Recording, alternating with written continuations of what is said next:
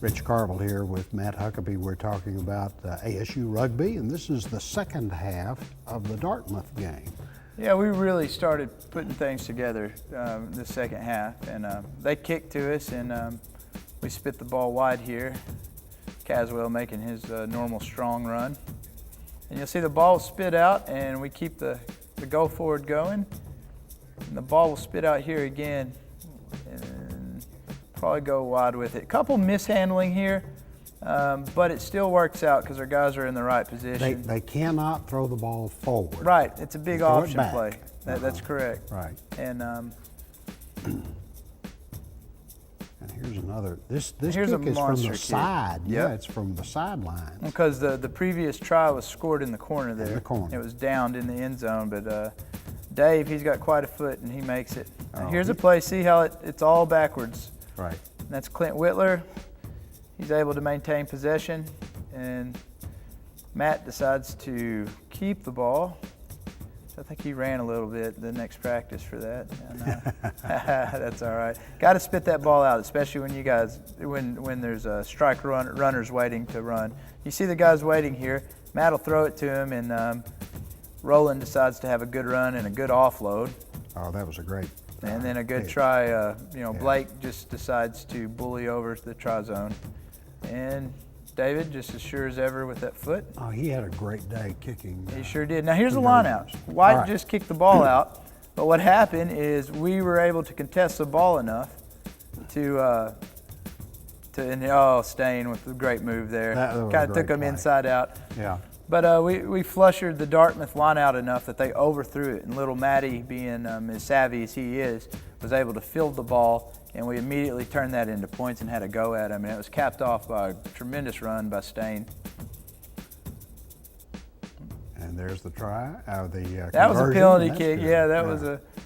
Now here's the line out again. White's throwing it in, and this is called a maul. And this is where we'll say our big guys are better than your big guys, and you have to stop us, and we'll just push the ball until they stop it.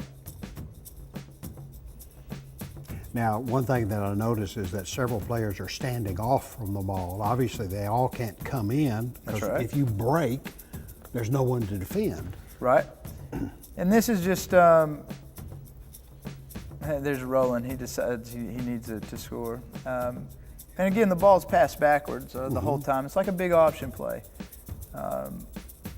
If you took your quarterback and your running back and your receivers and you put them all on a big option line, that's pretty much the name of the game for rugby. And it goes from player to player to player, almost that's right. like in a chain. That's right. And if a player happens to get tackled, he has to release the ball on the ground. Now the defense at that point, they can step over and steal the ball. It's called poaching the ball. But I've told you about our backs, like if we took our receivers and everything, they're called backs in rugby. And what you have left is the scrum. And the scrum would be your equivalent of your offensive and defensive linemen. And their sole purpose is to run around and secure possession of the ball so the backs can have another crack at it.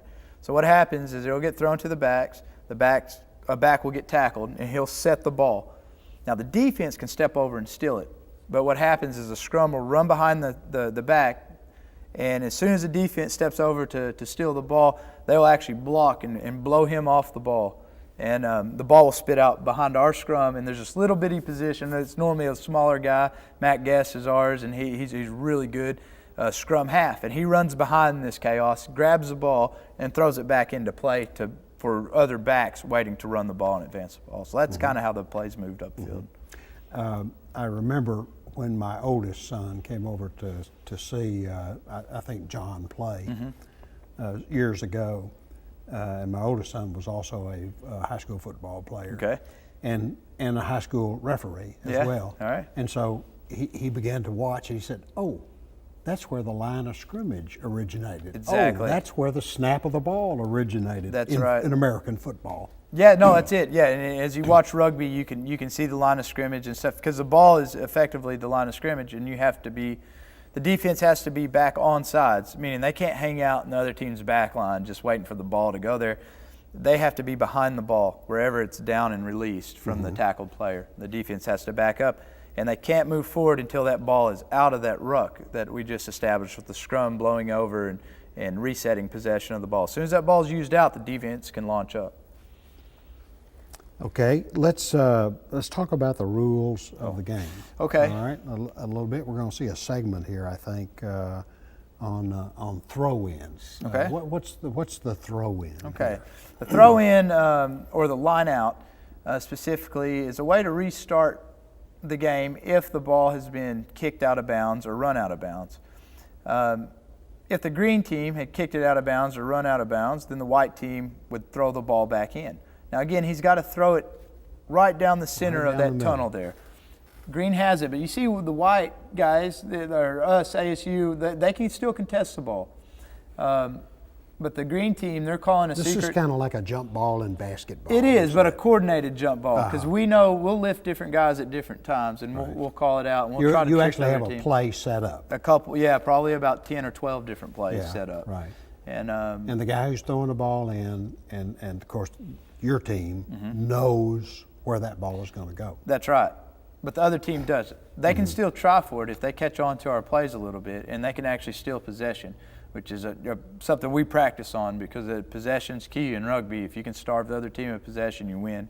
So if you can catch on to their lineouts, you can start figuring them out. That's why it's good to have a good, long, complicated scheme of lineouts so the other team doesn't catch on. Right. What's your relationship with the Dartmouth coach? Alexander Magleby. He's a Dartmouth grad, and we actually played on the USA team back in 2001 together, and actually competitors competing for the same spot.